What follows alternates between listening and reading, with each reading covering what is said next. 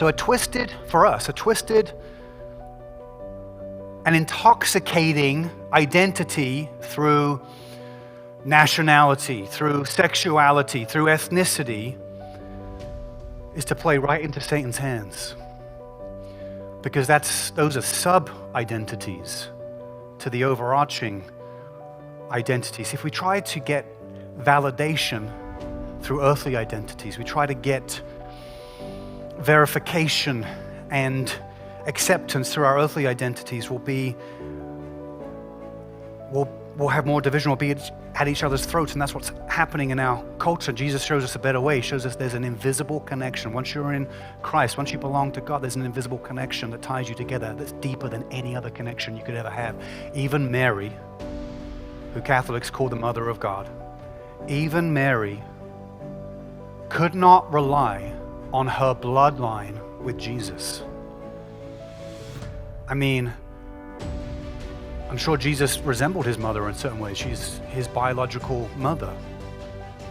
Even she is on the outside of this. Even she couldn't rely on, well, I'm your mother. You look like me. You have the same genetic code as me. You have, we're both Jews in one, which is absolutely true. Even her, see, nobody can rely on any heritage, whether it's familial or institutional, to presume inclusion in God's kingdom. You cannot presume inclusion in God's kingdom.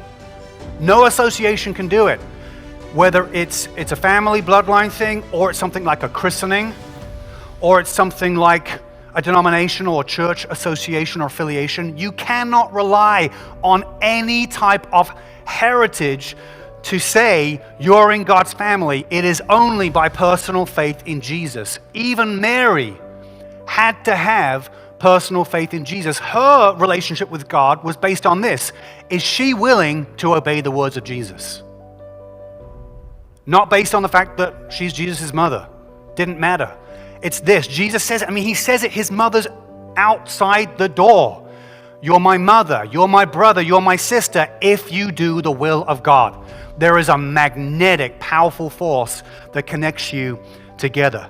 This shows you the difference between true disciples and false disciples. False disciples try to find their identity in God through all kinds of other ways, trying all kinds of excuses. Well, I was baptized here, I was born here, I was raised here, this is my heritage, this is my skin color, this is what defines me. And Jesus, in this one line, destroys all of that. Don't listen to the doctrines of men, listen to the doctrines of God. Jesus is God in the flesh, and he's saying this is how you're saved. It has to be by personal faith. You have to believe. You have to believe it.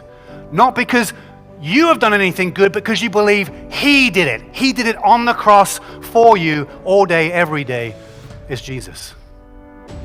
So we have to stop binding Jesus. We're trying to control him, trying to define him, trying to make him do what we want him to do.